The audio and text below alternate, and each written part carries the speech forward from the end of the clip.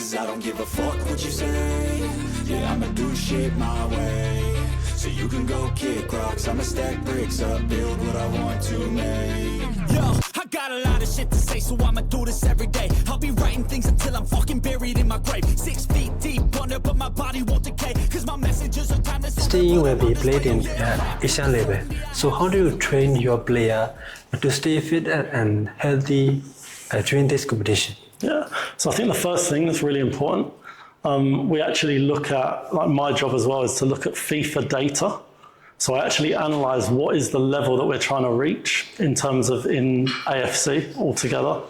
From that, we then test our players, like we're doing some tests today and over the next few weeks, and we can compare this level through data. Once we know what that gap is, and I think we're already aware, as we go up the rankings in our matches, they're going to be more difficult. So we will try to work out how to bridge the gap between our level and the top Asia level. What we're now trying actually is not just, okay, sports science methods, but we want to introduce competition within our players and our teams. So we're not only doing now fitness testing within the individual, but also groups. So we're creating 3 or 4 teams within the group, and we're going to try and improve individually and collectively. And this is going to be a big strategy for us to improve.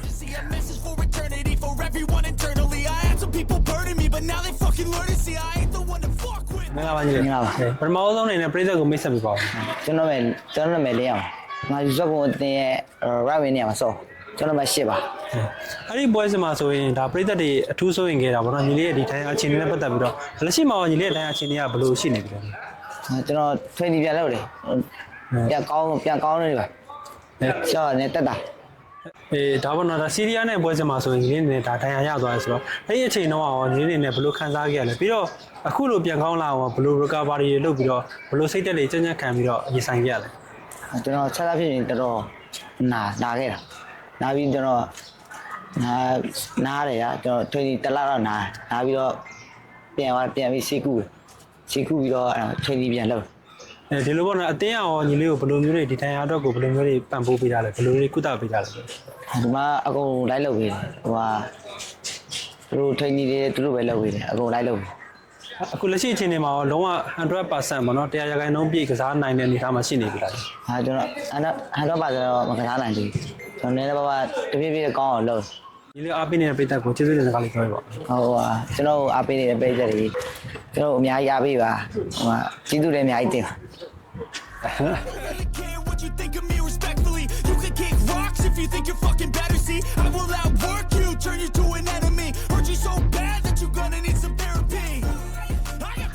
ညီလေးမင်္ဂလာပါနော်ဟုတ်မင်္ဂလာပါကိုပထမဆုံးအနေနဲ့ညီကိုမိတ်ဆက်ပြီးပါ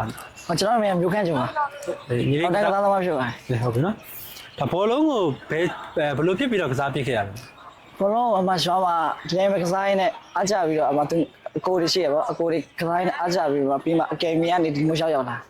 ချွာဆိုတော့ညီလေးစာတီးရအောင်ဘယ်ရလဲစာတီးကနေမန်လေးမရဘူးလားမရဘူးလားနော်ဟုတ်ပြီညီလေးနဲ့ဒါဘောလုံးကစားအားကစားနည်းကိုချစ်မြတ်လို့ပြီးတော့ကစားရလို့အကိုတို့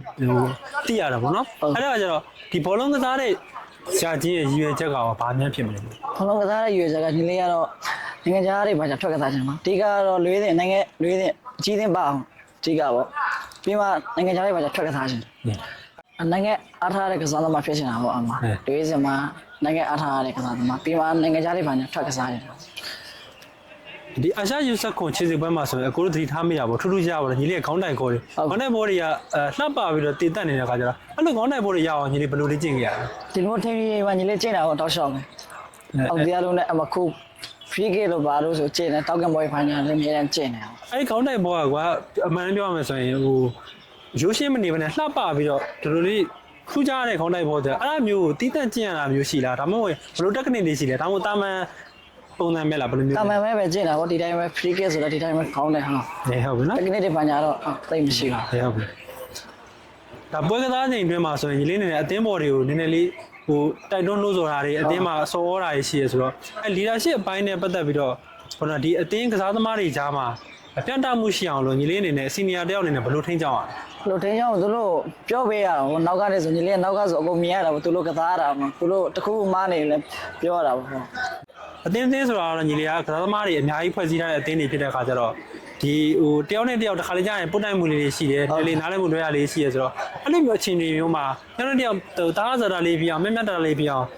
ဘယ်လိုညှိနှိုင်းပြီးတော့နေထိုင်ကြလဲ လူညီတိုင်းမိနေတိုင်းကြမှာအကုန်လုံးအမစူးစင်းနေပေါ့အကုန်လုံးအပေးမယ်ပေါ့အဲ့လိုမျိုးဖြစ်ရင်လည်းမဖြစ်နဲ့ပေါ့ဘာညာပေါ့တားပါပေါ့ဒီအကြီးဆိုတော့ဒီတိုင်း